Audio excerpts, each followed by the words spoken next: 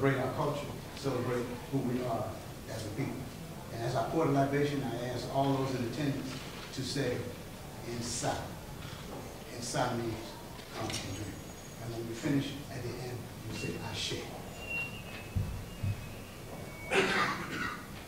For W. Randall and his vision, the things that he set forth, along with his wife, Vivian, we ask you now to come and drink.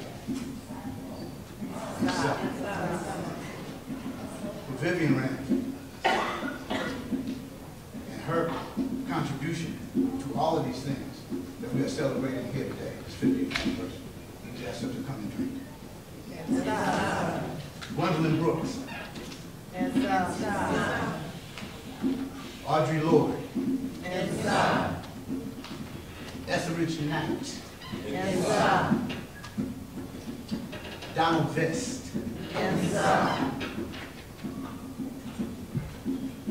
For the Honorable Marcus Garvey, who set forth a vision for all of us to follow in terms of business, in terms of keeping our community together and moving forward with the people. We ask that you come.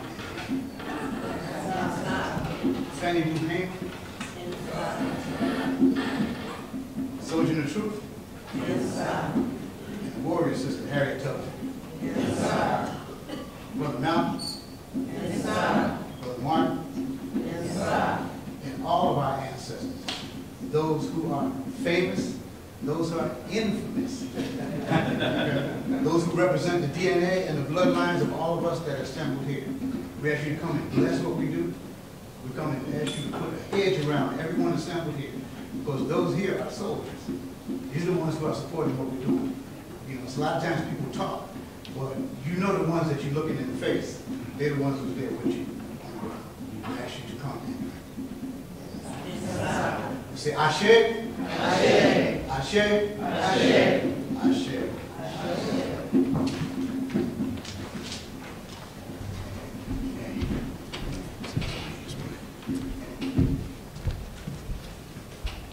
I'm so honored to be a part of this magnificent celebration. And we call on the ancient primeval spirit, Papa Damballa. Papa Damballa is a spirit of supplication. We pray to Papa Damballa to have all of our needs met. And so we ask Papa Damballa to continue to bless this organization for another 50 years. Papa Damballa is also symbolic of creativity and peace. And so we ask that the creative spirit of Broadside Press and Lotus Press continue for many, many more years to come. Aye, Bobo! Aye, Bobo!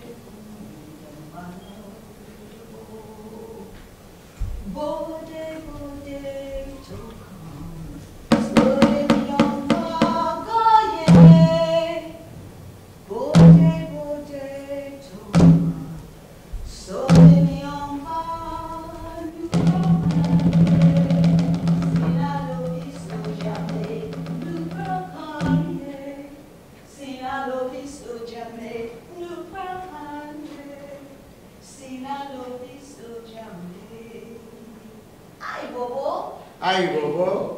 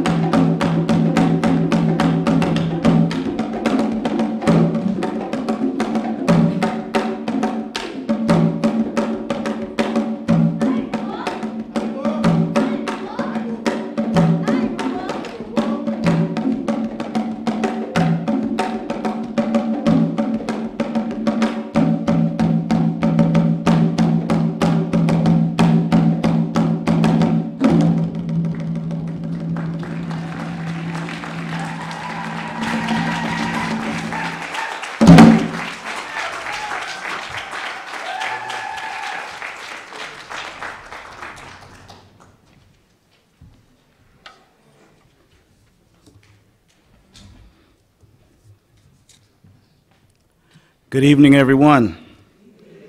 It was a fantastic opening. Got my energy flowing. Are we prepared to hear some poetry tonight in celebration of Broadside Press and the late Dudley Randall? I'd like to welcome everyone. Thank you for coming out tonight for this 50th anniversary of the historic Broadside Press.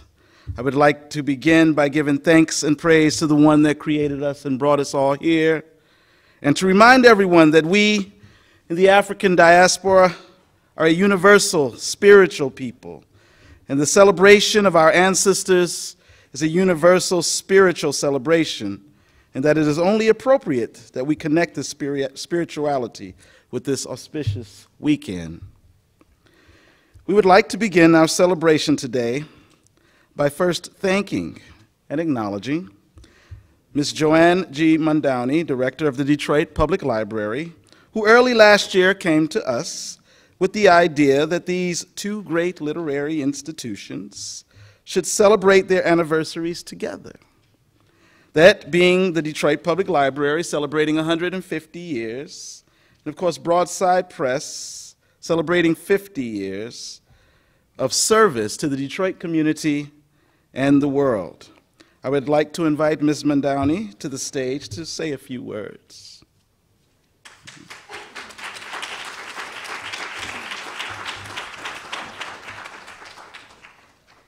Thank you. Good evening, everyone. It is such a pleasure to welcome you all to the Detroit Public Library and to congratulate Broadside Press on 50 wonderful years of literary excellence. Now, I was asked to tell this little story about how this really came about. It is truly when a coincidence presents opportunity, it's amazing. And actually what happened, how this came about, that we would celebrate 150 years of the Detroit Public Library, honor Broadside Press, and Dudley Randall, was because in June of 2014, I served on a panel with Al Ward and Dr. Gloria House, and it was at the Historical Museum, and we were talking about a number of things. But during that time, I learned that Dudley Randall, who I had known when I was a librarian in Baltimore, and who was the premier editor of all things African American poetry when I was a young adult librarian, I learned that he had been employed at the Detroit Public Library as a young man, and that Broadside Press would be celebrating 50 years in 2015. Well, the idea occurred to me because we published for many, many years an African American book list, and I thought, how great would it be to honor Dudley Randall, Broadside Press, make our African American book list very special for 2015. And that's exactly what happened. This book list is probably one of the most special book lists we have ever published in the history of the library's 150 years. We have a 2016 one that's coming up, and we were trying to get others to, we use this as a model. We think we frightened so many people because Dr. House took this to a whole nother level. She made this, and I will tell you, I have read this booklet many times, and I have marveled at how outstanding it is. And I can tell you that 50 years from now, this will be a part of our archives, and people will look back on this and know Broadside Press was 50 years old, 2015, the library was 150 years old in 2015, and 50 years from now, they will still, we will still be going when Broadside is 100 and we're 200, they'll be looking at this. There's another person I need to thank, and that's Alma Simmons, who wrote this like the city that we're in, the Motor City. She really wrote it and helped put everything together. So, Miss Alma, raise your hand so we can thank you for all the work that you did. And so it's been a wonderful partnership that we are so proud to have been a part of. And just a note about the library's 150th. We turned 150 years old March 25th, 2015, and we had a big old birthday party that honored this library's legacy in the city of Detroit. Come March 19th, 2016, we started with a party and we're going to end with a purpose, because we're going to celebrate and raise money for children who need extra help so they can read this booklet, and work with reading specialists, and we're going to have a fundraiser. So we want you to mark your calendars. You're going to be hearing more about that. But again, I congratulate you all for 50 years of literary excellence and hope that you will continue for the next 50 years. Thank you all so very much.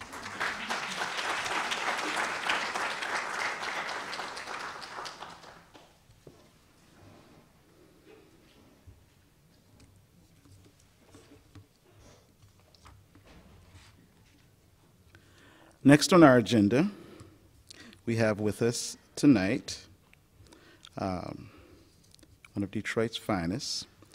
And just for those of you who don't know, this year was marked by another great occasion, and that was the merger of historic Broadside Press and historic Lotus Press, forming what is now Broadside Lotus Press.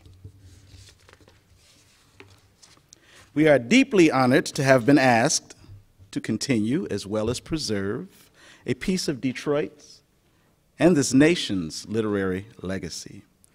Joining us here today to give her remarks on this occasion is Detroit's own living legacy and poet laureate, Dr. Naomi Long Madgett.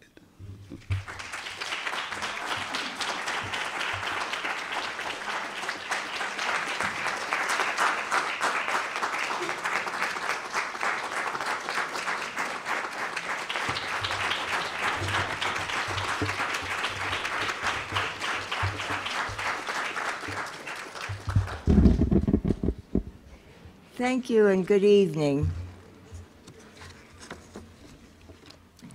I want to congratulate Broadside Press on its 50 years of existence. Poetry is the most neglected of all the literary arts.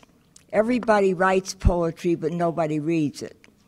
And so if you start a poetry press, you might as well know in advance that you will have a lot of trouble even breaking even.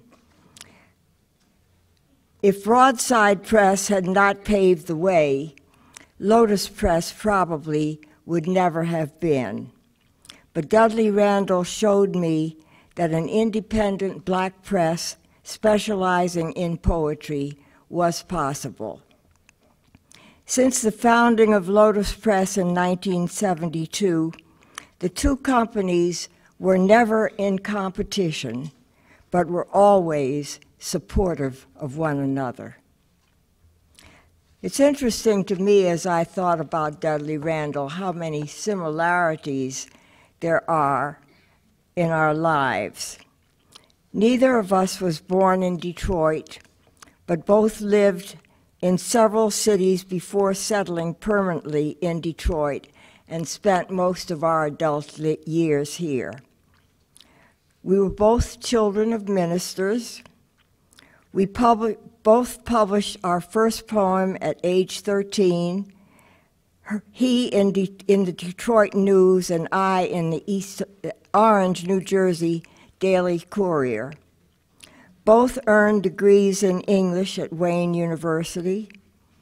Both taught one class, one semester in African American literature at the University of Michigan in Ann Arbor at different times. Both married 3 times. Both parents had 1 daughter each. The year 1956 marked a special event in each of our lives. Dudley returned to Detroit, and my second book, One in the Many, was published. Both of us founded poetry presses in Detroit, although neither of us ever intended to be a publisher. Broadside Press published one of my poems as a broadside. Lotus Press published Dudley Randall's last book, A Litany of Friends. Both of us were appointed Poet Laureate in Detroit. He by Mayor Coleman Young and I by Mayor Dennis Archer. Both are subject of documentary films about our lives and work. Randall is buried in Elmwood Cemetery, and I have made plans to be buried in the same section of the same cemetery. Both of us shared a lifelong deep respect and friendship with each other. With so many similarities, it seems inevitable that these two historic companies would eventually come to be one. And so Broadside Lotus Press now exists.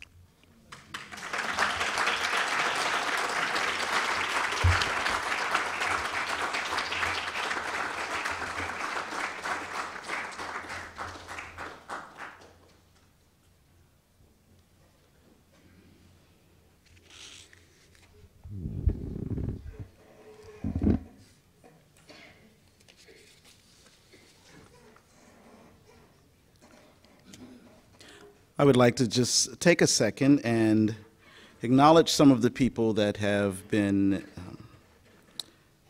integral in keeping Broadside Press functioning and moving forward. We want to thank Dr. Melba Joyce Boyd, who is the executor of the Dudley Randall Estate. We'd also like to thank Mrs. Hilda Vest and the late Donald Vest, former owners of Broadside, who carried the torch for many years so that we would be here today. We would also like to thank the University of Detroit Mercy, where Dudley was a librarian, and President Garibaldi, who has opened his doors for us to continue our Broadside Poets Theater, among anything else that we ask, and of course, Rosemary Weatherston, who is always by our side, making sure that we have all the help we need, and making sure that everything runs smoothly.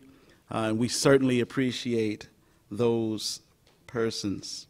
If there are poets in the audience that have been published by Broadside Press, can you please stand?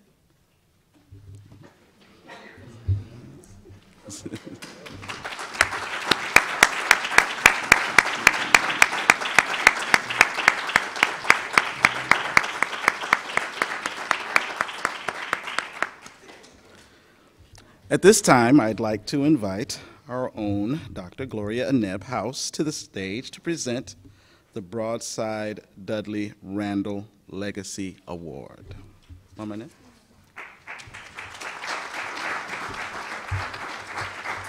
Thank you, Chris. Good evening, everyone. So happy to have you here this evening for our 50th anniversary. The Broadside Dudley Randall Legacy Award will go to Mrs. Hilda Vest, will go to Don and Hilda Vest. And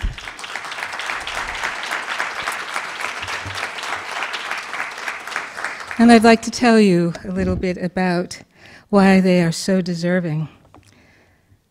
When Don and Hilda Vest assumed responsibility for the press from Dudley Randall, the excitement of the Black consciousness and Black arts movement had subsided considerably.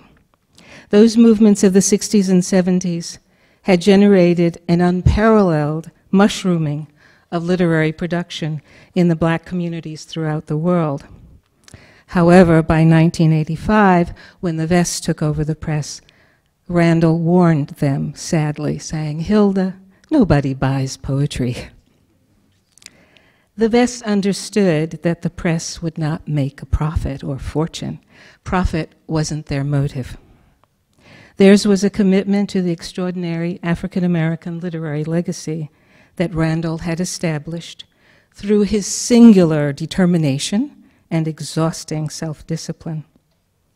The Vests would go on to publish 14 titles during their tenure at Broadside, upholding the reputation for excellent poetry and adding to the impressive repertory that Randall had built, one which included the first or early publications of every nationally acclaimed contemporary African-American poet, including Haki Madhubuti, Sonia Sanchez, Nikki Giovanni, Etheridge Knight, and Audre Lorde, as well as the poems and autobiography of Pulitzer Prize-winning Gwendolyn Brooks.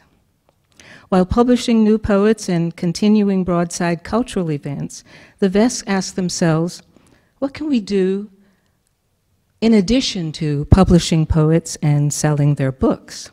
In answer to this question, Don decided, he was already involved in the library as a board member of Friends of Detroit Library. Don decided he should begin to create collaborations between the library and other cultural and educational institutions. And one of the most successful of those collaborations was the Poetry in Residence program. The Poetry in Residence program invited 20 to 30 poets from Detroit and the metropolitan area to go into libraries and inspire, encourage both adults and children, to write, to think creatively, to write, and to be involved in cultural programming in their communities. The sessions ran during the summer months from May to August, and Don and Hilda were very careful to reach out to the very wide community of poets here in the city of Detroit. So the program really represented a diverse cultural, ethnic, racial mix of very talented writers. The significance of the Poets in Residence program and all the programs that the Vests engendered is that they situated the poet right in the heart of the community, right in neighborhoods, right in local libraries, as working, contributing members capable of responding creatively to the many needs of diverse constituencies and truly making a difference. The Poet in Residence program rendered Broadside Press's ideal of the socially engaged writer and poet concrete reality. In 1998, the Vests passed the press on to a collective of writers, cultural activists, and educators. In the 13 years that they had served, they had successfully produced a new set of broadside poets, writers who were emerging in the 80s and 90s, including Ray Waller, some of you remember Ray, Leslie Reese, who is here to perform for us tonight, Murray Jackson, I know some of you remember Murray Jackson. And with these writers, the Vests really managed to return the spotlight to Broadside Press as the important publisher of talented African American poets. So for these reasons, for their consistent, dedicated production, book production, that's hard work, tedious work, right? Some of you in the audience know. Dr. Madgett knows, producing a book every year of the Naomi Long Madgett Award winners. It's tedious work, attention to detail, collaboration with writers who are sometimes finicky and divas. So it's hard work. So this award goes to them for their consistent, dedicated production of books, for their ingenuity in raising funds in order to create these very innovative programs for writers, and for their overall lifetime commitment to promoting literature and the arts. So we're very, very happy to present this award to Hilda for herself and Don, the Broadside Dudley Randall Legacy Award 2015.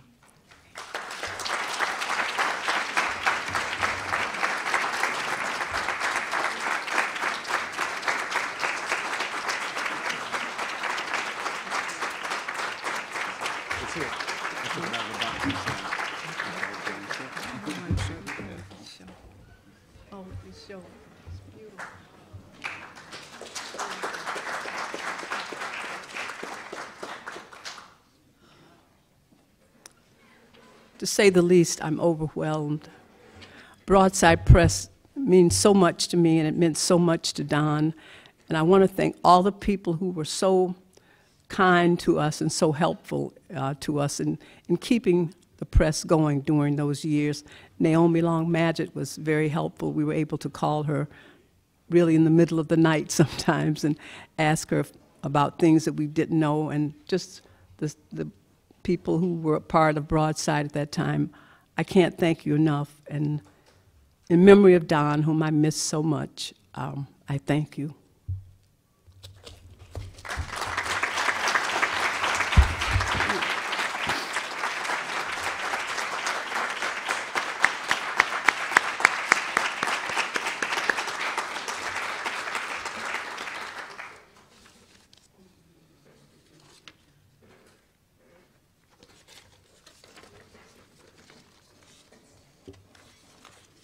You all ready? Ladies and gentlemen, Miss Aurora Harris, Miss Leslie Reese, Mr. Albert M. Ward, and Mr. John Hardy, presenting Sweet Dudley.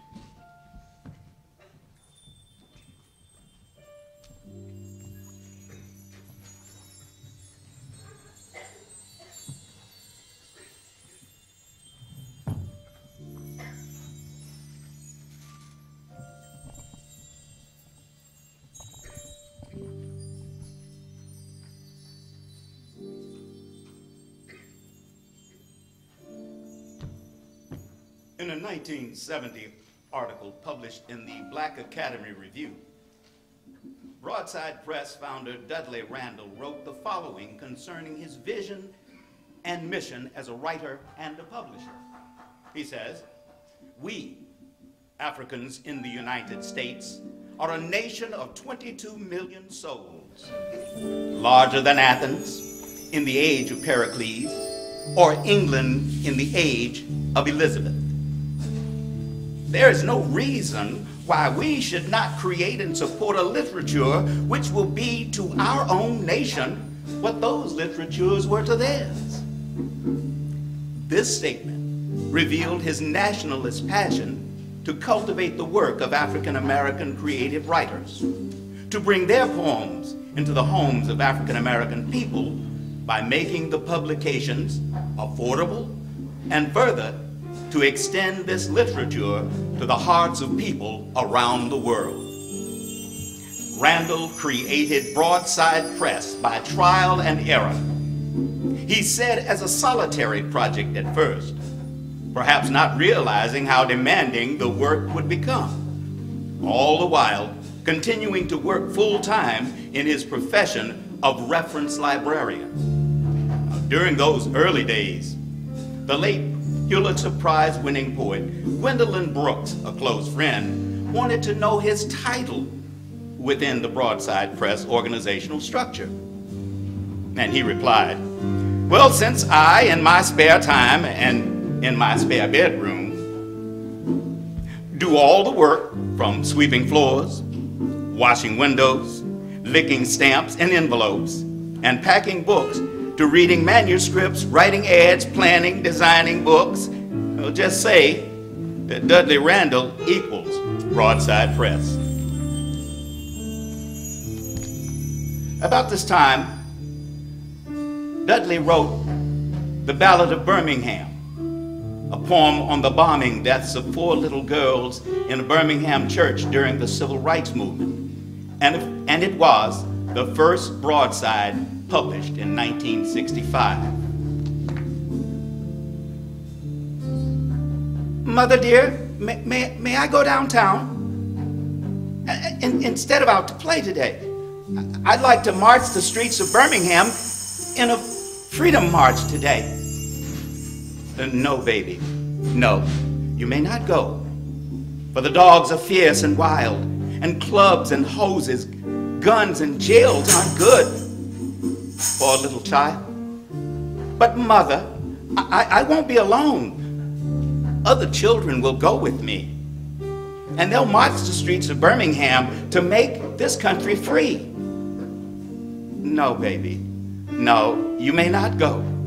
For I fear those guns will fire.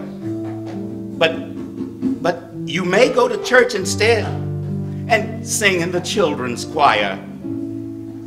She has combed and brushed her night dark hair and bathed rose petal sweet and drawn white gloves on her small brown hands and white shoes on her feet. The mother smiled to know her child was in a sacred place, but that smile was the last smile to come upon her face. For when she heard the explosion, her eyes grew wet and wild.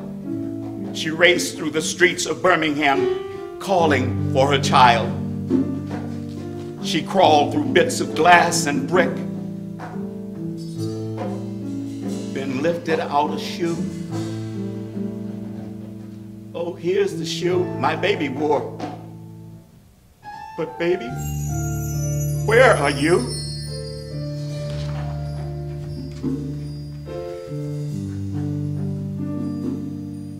In founding the press as an independent cultural institution with the publication of Ballad of Birmingham, Randall linked broadside press to the freedom fight that was being waged during this period, both inside the United States and throughout Africa, Asia, and Latin America.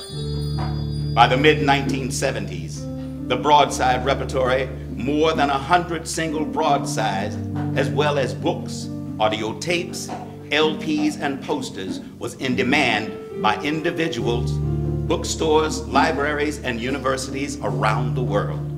For example, over 80,000 poetry books by Don Lee, now Hakeem Matabuti, were in circulation during this period, and Randall struggled to keep up with the demand for the new editions.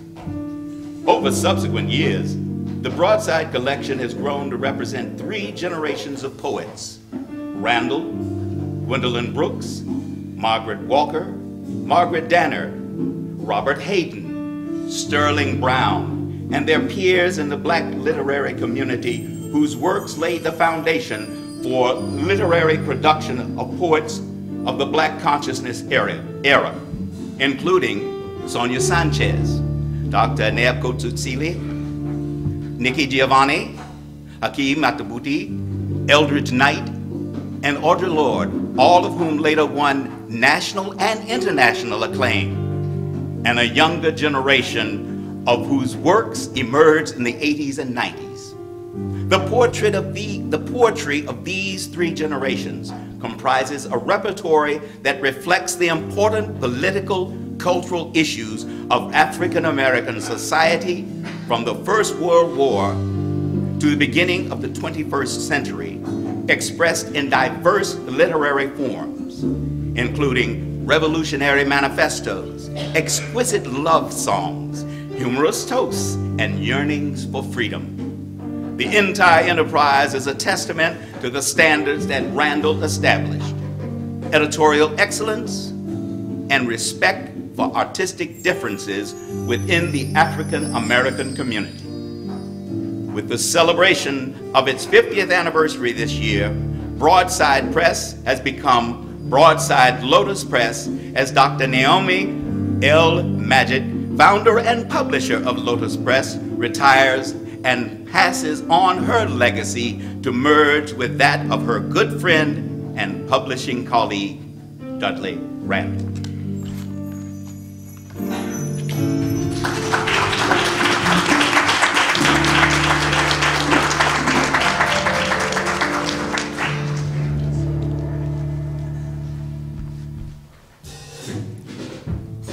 He rises in black majesty, lion-like, eyes wide in awareness,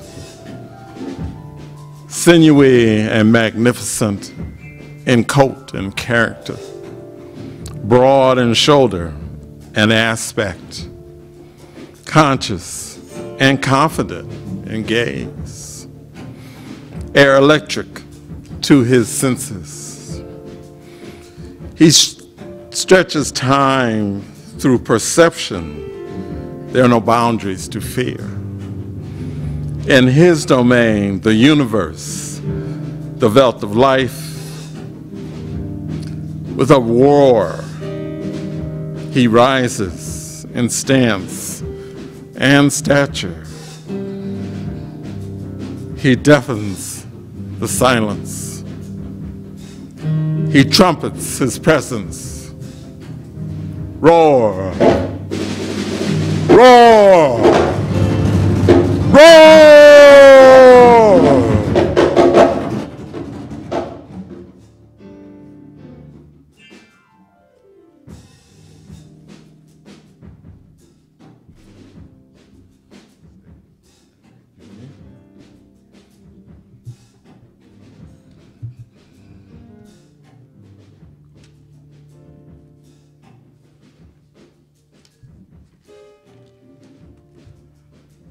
I am Coleman A. Young, and I am the storm of struggle.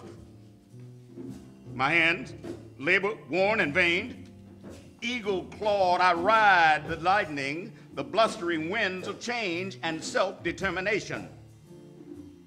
History may not judge me kindly, but what do I care? History has not been kind to me. History has not been kind to mine. Kidnapped, abused, enslaved, sold, and worse. We survived. Even more, we thrived. Our genius, our hope, our hearts, and our souls, our humanity as such, has learned this work and shared with others in leadership. Austin, Buddy, Millender, John, Crockett, Keith, Doss, Hood, Malcolm, Whitten, Jordan, Sampson, Henderson, Parks, so many others, mountain climbers. Mountain climbers, do what you have to do, doers. Warriors for justice, warriors for right, men and women in common cause, angry, hungry, determined to have destiny different for our future, for our children. We are brothers. We are brothers in the struggle, Dudley. I hear you. I see you. We are together. We are kin. Our words are diamonds.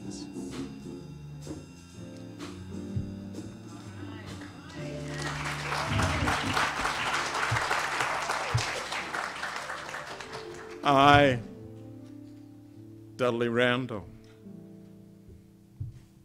carry freedom's lantern.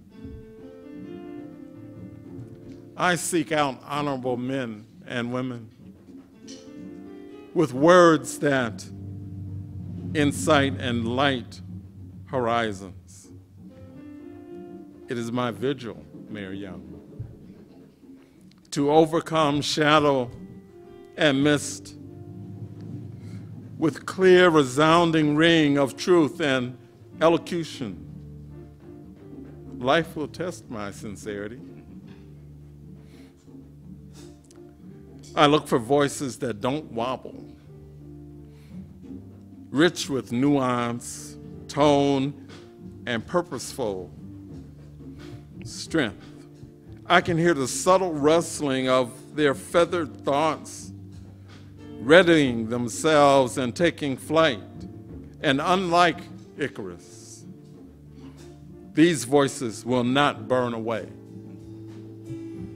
on rising to the sun or burn in the glare. Their halos illuminate both time and legacy, mortality, human frailty, passion, human originality. I am grateful not to be deaf to injustice. I am grateful for Prometheus' gift.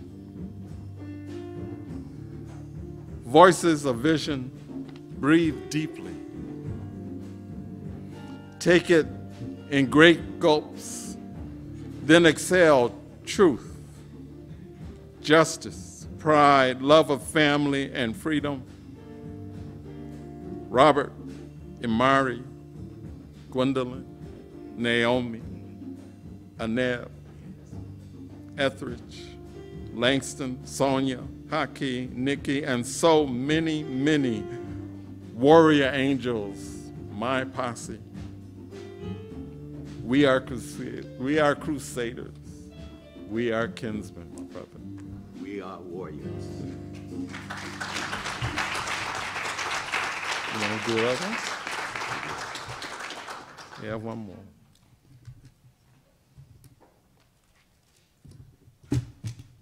This is for all you Detroiters. Declaration of Dignity and Independence. I stand freedom at this river's edge in a place called Detroit. Not on my knees, but on my tired, stalwart feet. Unbroken in bone, mind, and skin, unlike so many others, my kinsmen. I stand freedom at this North Shore's calling, having relieved myself of the abomination, the horror of being owned and bred, and the stench of human barbarity, human inhumanity. I stand freedom. A denizen, but alive, my best attributes camouflaged from the haunt of growling hounds and the whips and chains of their pursuing, panting masters. I stand freedom. My woman, dead many miles ago, in childbirth of something corrupting her life, seeping and weeping away. When her children, my children, sold for cloth, seed, rope, and fishhook nails.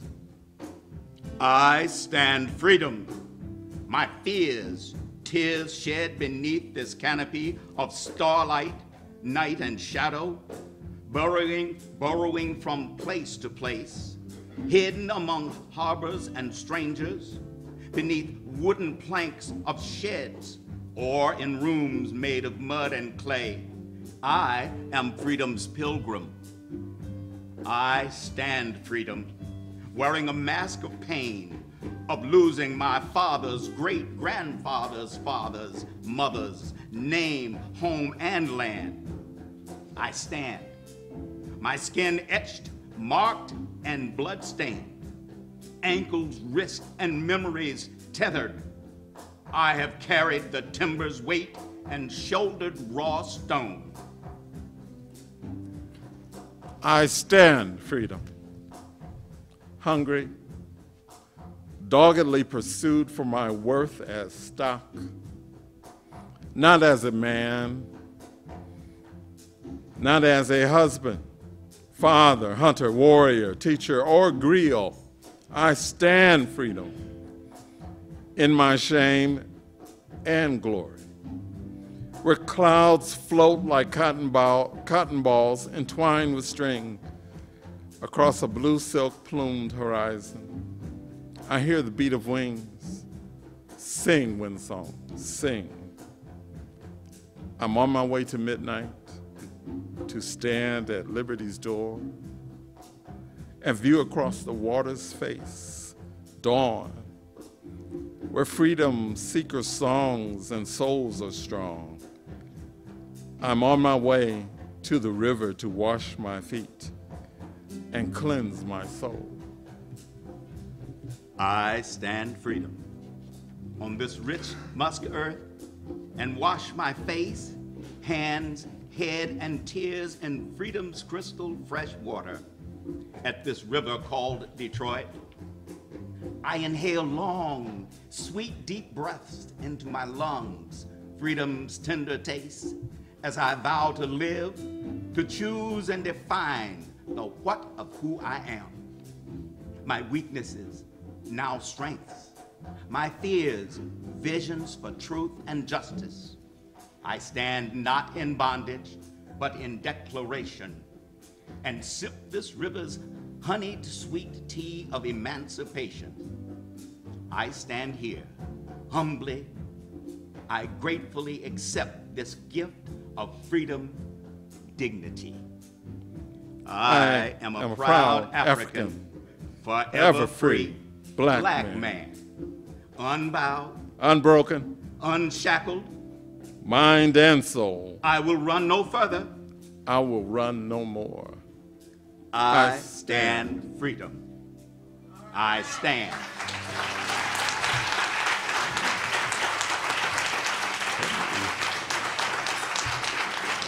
Put that on the road.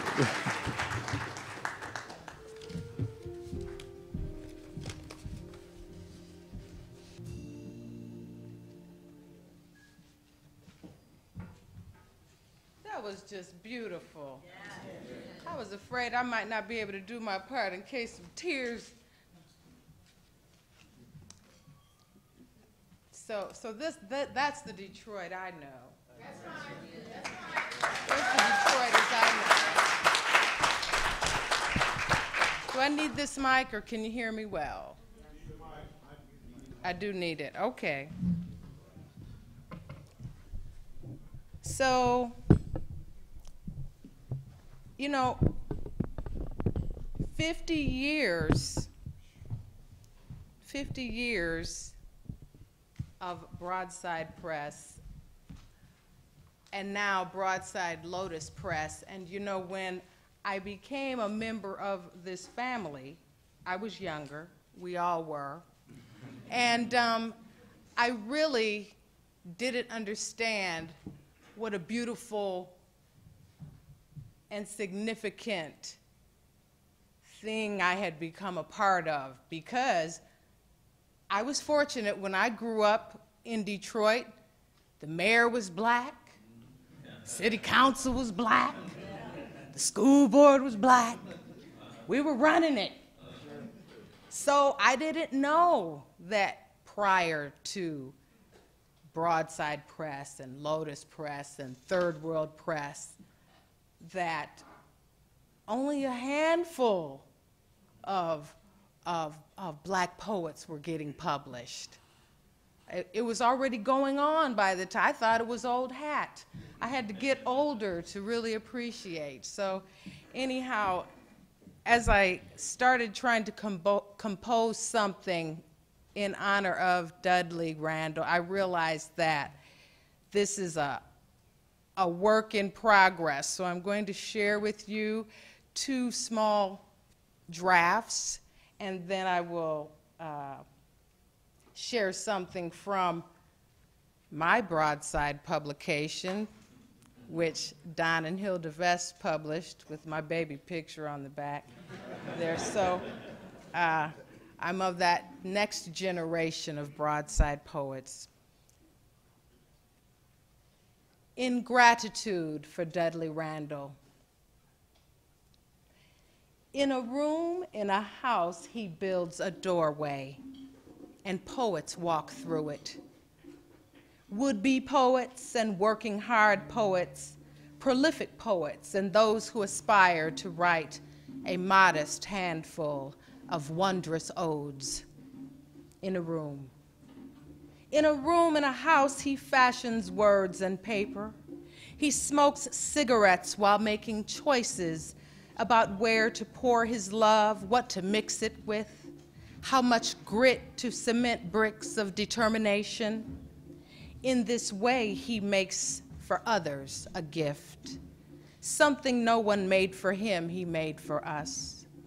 But he might say that his parents, Arthur and Ada Viola, gave him industry, gave him race pride, gave him God, and Du Bois, Tennyson and Browning, books and butter and siblings, before he was on his own, to worldly smells and the rhythms of war in the streets, the battles of his times, the grease of the foundry, the meditations found in books and corridors of knowledge, rooms of sonnets and jeremiads and Negro folk songs. In a room in a house, Dudley Randall builds a doorway. He builds a publishing house with muscles made of heredity, passion, and will. He builds an institution, and poets walk to it and through it. Would-be poets and working hard poets, prolific poets and those who aspire to write a modest handful of wondrous odes.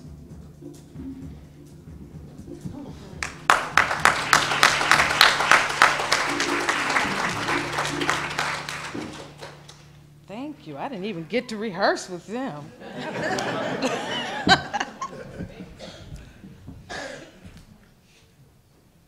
Now, this second piece is actually about where I met Dudley Randall and most of the other people in this room who I know, including the Vests.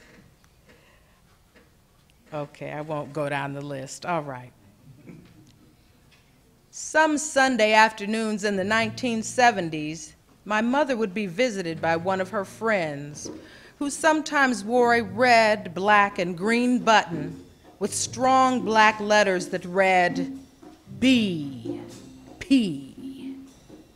on her church clothes. It was jarring. My mother prepared a dignified tea that they sipped while her friend sometimes shared what I did not know then were her tender handmade verses.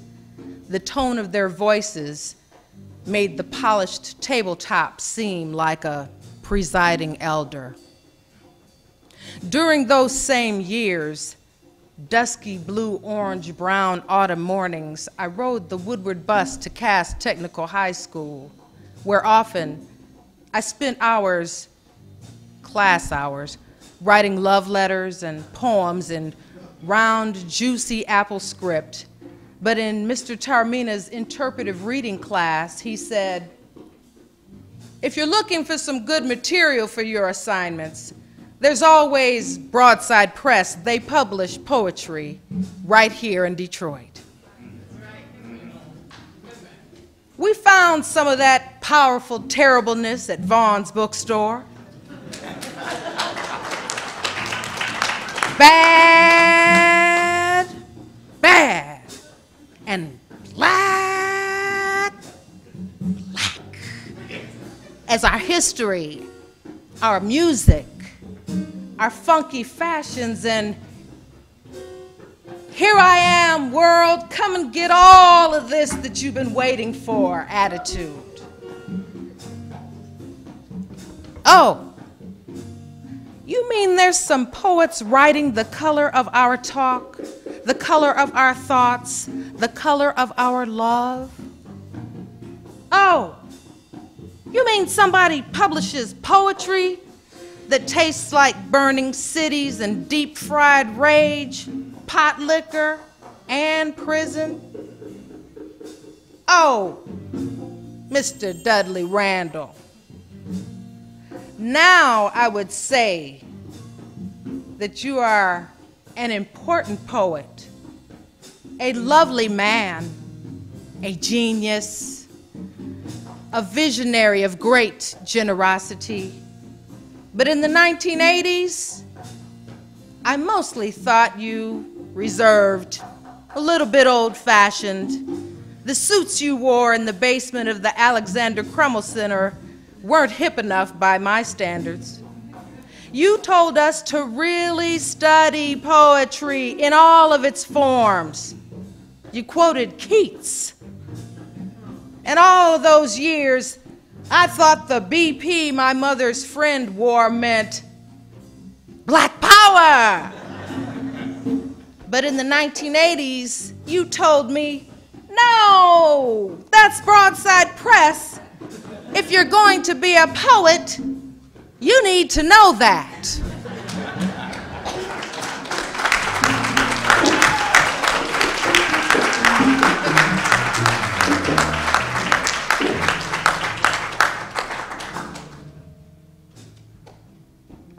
So now I'll read one poem from my collection. I'm so proud to be a Broadside poet. It's called Upside Down Tapestry Mosaic History. And I believe there was an artist asked to do the cover art. He just couldn't come up with it. So I said, I'll do my own. So, yeah. So I'm going to read something called Is Everything Like Love? Always trying to drag something sweet out of the past around. 3 semesters of public schooling, an old high-heeled shoe, sugar and butter sandwiches from 1965, one of Nancy Wilson's croons, a kiss in a field of weeping willows, still again, that famous ride around Belle Isle one more time. Always trying to drag something sweet out of the past around, just like a raggedy one-eyed doll of somebody else's Christmas present, a joke forgotten, recreated, exploited, forgotten again. Soul food was once an art to prepare, a blessing to receive, plus it was good and it was filling. Now it is the source of high blood pressure and scorn. Is everything then like love? First, very sweet. First, very sweet, then sour. First, very sweet, then bitter. First, very sweet.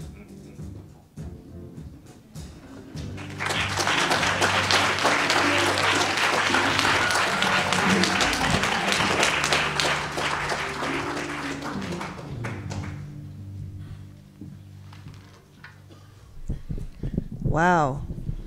Detroit. We just have too many good poets in this city. And a great community. I'm proud to be a part of Broadside Press and now Broadside Lotus Press, and I thank all of you for coming this evening. This is also a work in progress.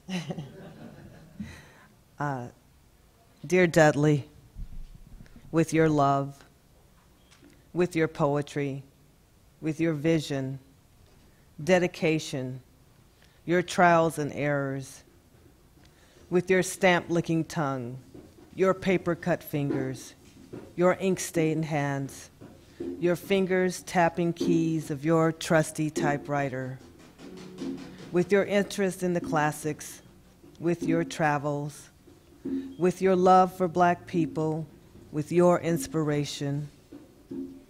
Without 4 little girls, without the Ballad of Birmingham, without the '67 rebellion and cities burning, without poetry for the people, Broadside accessible, chapbooks affordable, without Black power, without strong voices of a nation and global connections, without Nikki and Sonia, Amiri and Alice, Gwendolyn and Margaret Danner, Hockey and Etheridge, Audra and Hoyt, Sterling Keora-Petse, Margaret Walker, without Claude and many others, without 500,000 published books, with your friends and family, without the neighbors that read your books and knew you as a hardworking librarian, without the torchbearers, without Naomi,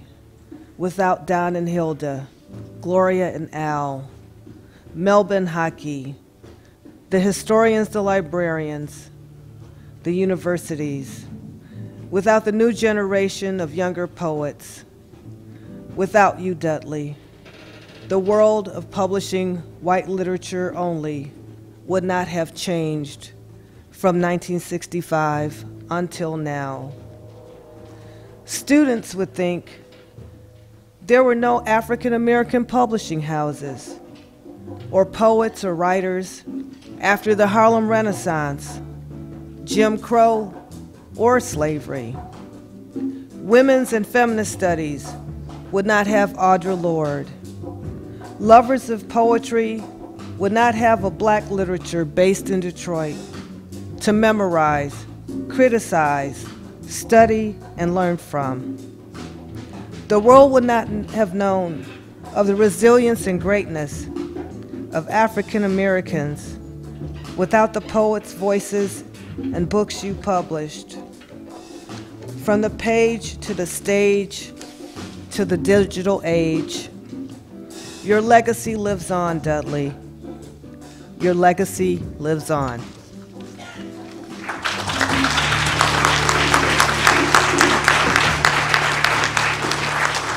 Thank you. And this, I'm reading from my Broadside Press publication, Solitude of Five Black Moons, which has just gone into second reprint through, thank you, Broadside Press, UD Mercy, and Wayne State University Press. Okay, this is a poem that I wrote in response to Dudley Randall's "A Poet is Not a Jukebox."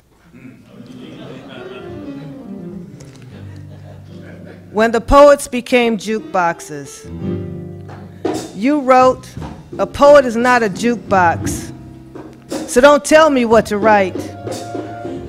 Well, I apologize, Dudley.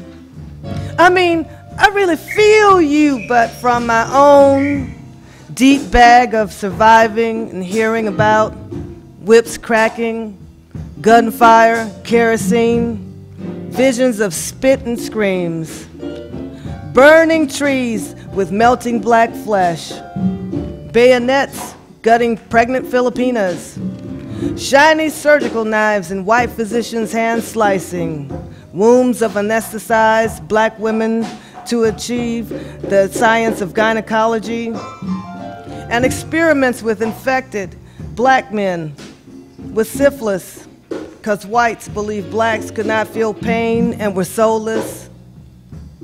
After 40 years of poetry, when the poets became jukeboxes, I asked them what to write. And I had to tell them what to write and teach them how to write, read, and spell, and give some sense of humanity in them, see? Get some sense of pride in them, you see? Get some self-respect, respect for elders, one another, and babies, you see, because when the poets became jukeboxes and wrote about what they feel and set their pens in motions, their ears were slots where quarters were top 10 clear channel quarter note bass beat repeated raps, and they were hypnotized into visions of looking rich while poor, and their heads became downloaded depositories of violence and self-destruction burned on CDs instead of wax. And unlike you, who wrote about love and consciousness, they write to call each other pimps, bitches, and hoes, and fucking is not equated with romantic love, and to gangbang, have a train run on a little sister is not a normal rite of passage. And they think they have achieved womanhood, manhood, and gangster love means you gotta kill somebody, anybody, to fit in. And when violence, rape, and fucking the feed need became continuing education on the streets, Love 101 located in the basement of the Department of Consumerism. And black love grew into a marketable change maker, and babies, and babies, and babies, and babies, pregnant with babies and babies having babies. The black family was built down into a reality of scholarly urban reports and billions of dollars in sales from marginalized welfare state single mothers caught like deer in fluorescent eyes of shopping malls, or they were captured in a room filled with the acidic stench of crack and weed smoke. And then teenage girls became females who were not alone when they reclined in the fog and drone of pyro-hypnotic beats and latest marketed to blacks-only alcoholic drink fads, blunts and chronic, to escape into a sense of wanting to feel wanted.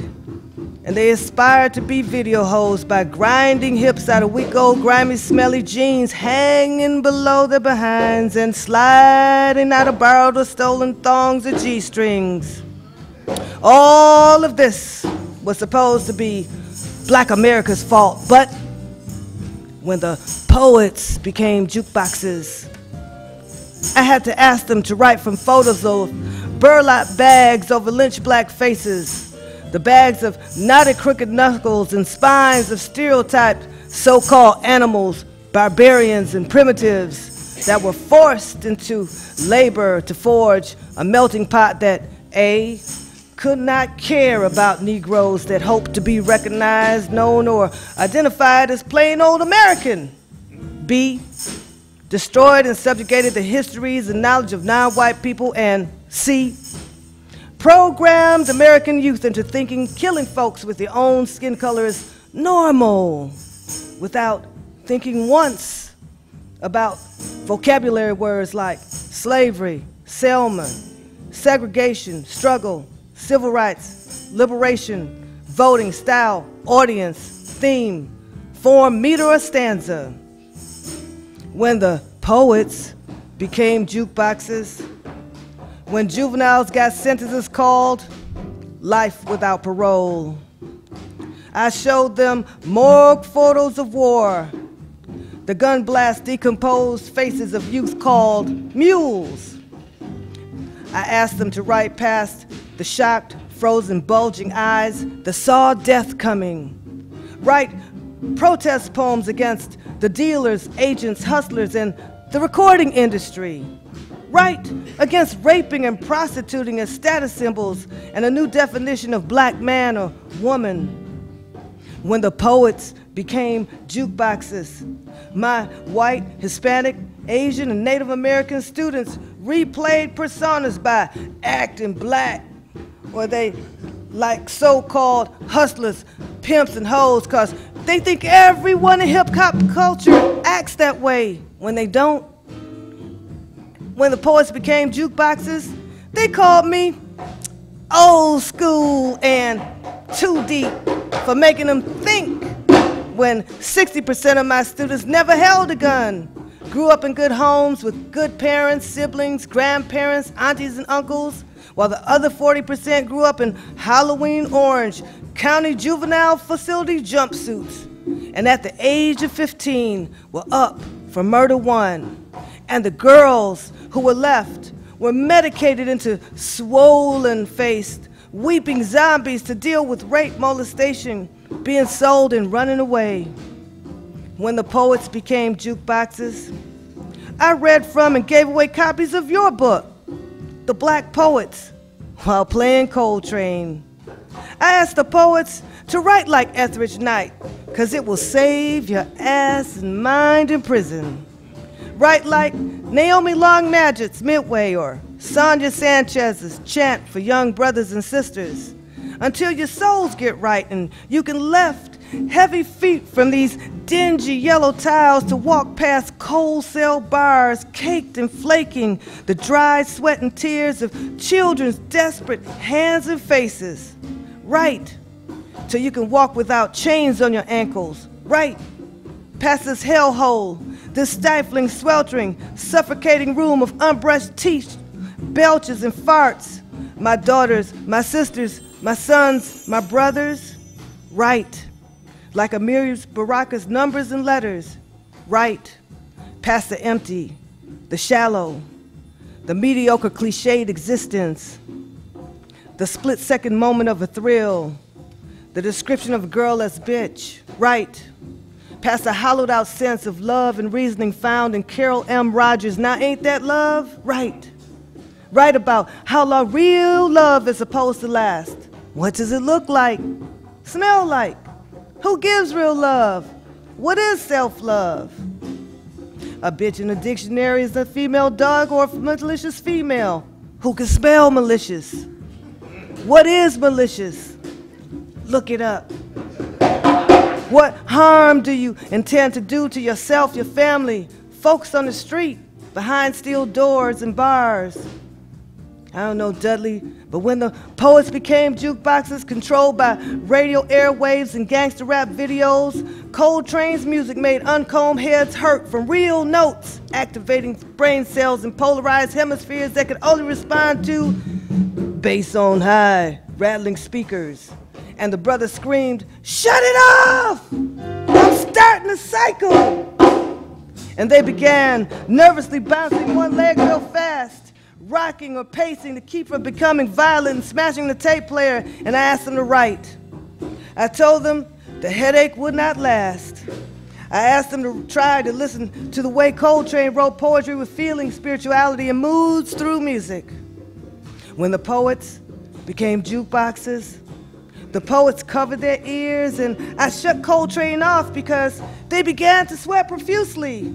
I saw eyes dart from red flashes and blue sparks, short-circuiting brains and confusing cells and nerves trying to communicate past calcified corpus callosum, and I watched them spit into each other's faces, their raps about killing each other and fucking hoes. And then I told them, hey, hip-hop started out as a non-violent social movement against gang fighting in the hood.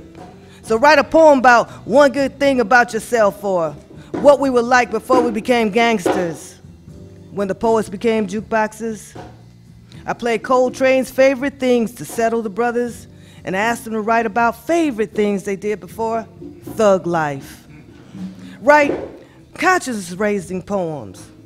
Write a vision of what a healthy family, planet, relationship, or neighborhood looks like. What is the opposite of bread on shelves eaten by mice, slimy green or brown meat sold in our neighborhood grocery stores? I apologize, Dudley, but when the poets became jukeboxes, I asked them to write poems like yours and those of the poets you published. Breakdance words past monotonous popular beats of self-hate, destruction, lies, and violence. Write like your life depended on a metaphor. After I said all that, most of the jukebox self-identified thugs and bitches broke down, wept, and began writing poems about being children again.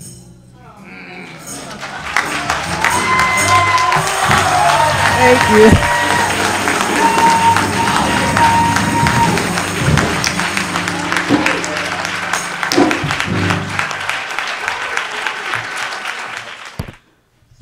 Once again, Ms. Aurora Harris, Ms. Leslie Reese, Mr. Albert M. Ward, and Mr. John Hardy with Sweet Dudley.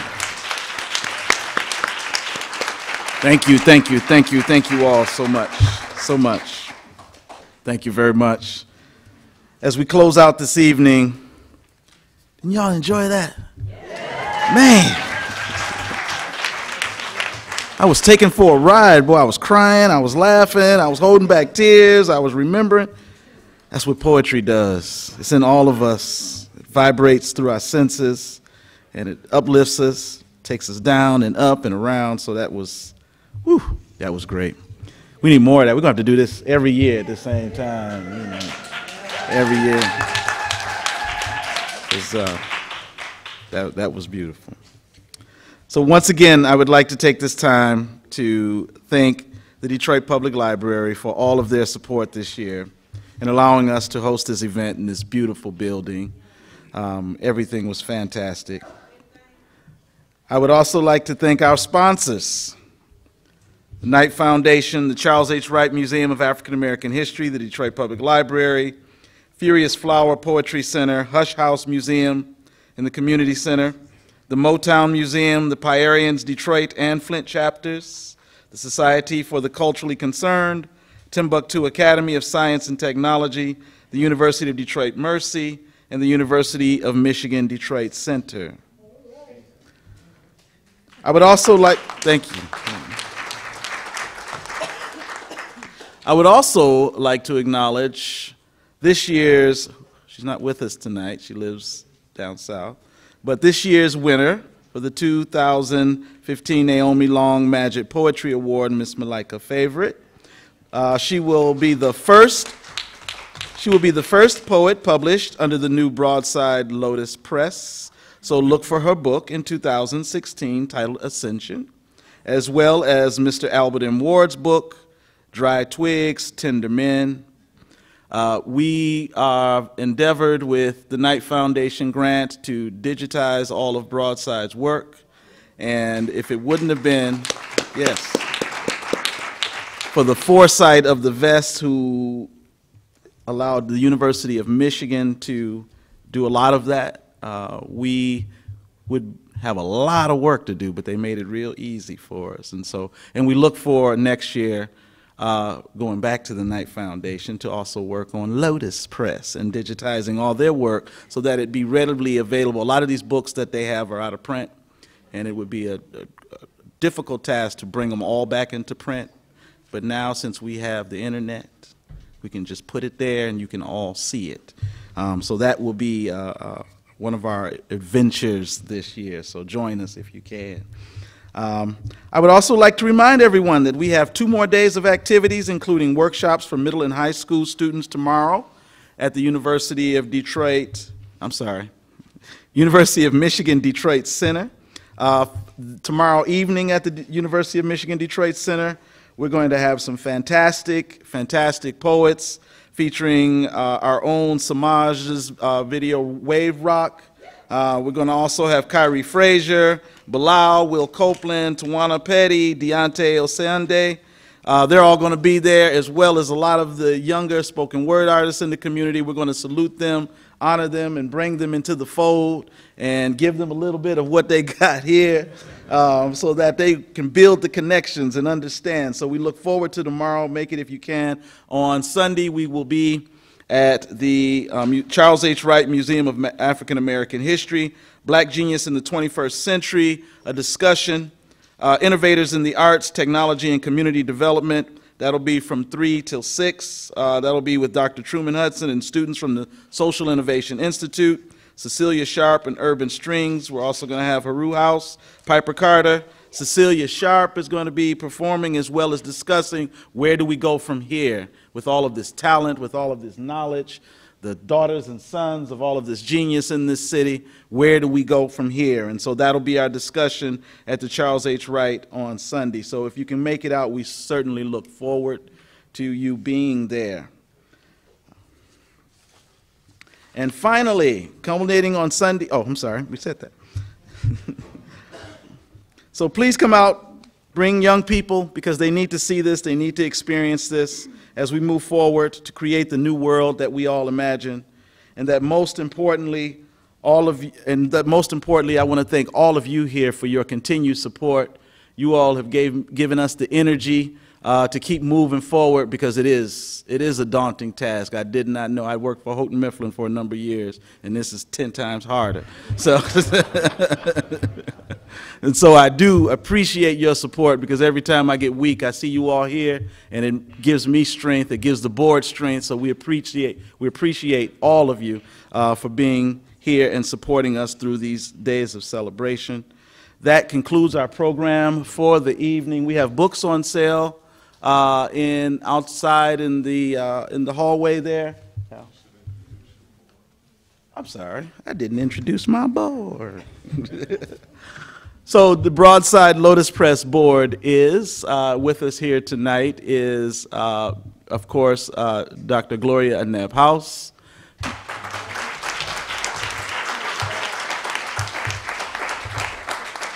Mr. Albert M. Ward,